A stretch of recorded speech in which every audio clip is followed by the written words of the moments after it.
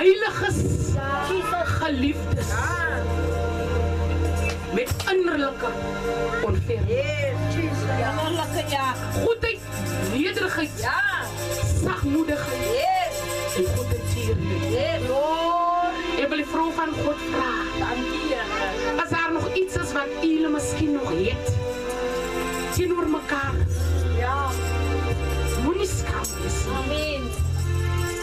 Want als ik een eeuwige God zie, en dan Petrus praat een mooi ding.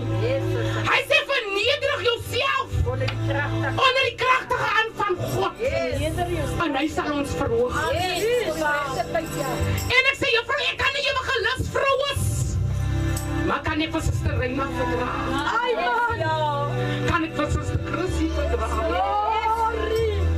Kan ons elkaar verdragen? Als ik zeg het hier, dan moet ik in liefde van God. Ik wil in elke vrouw met zijn woord. Van de kant kon de Heer zien.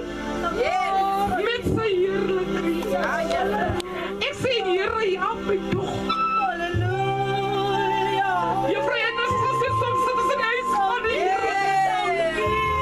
Dan moet de agels elkaar zo.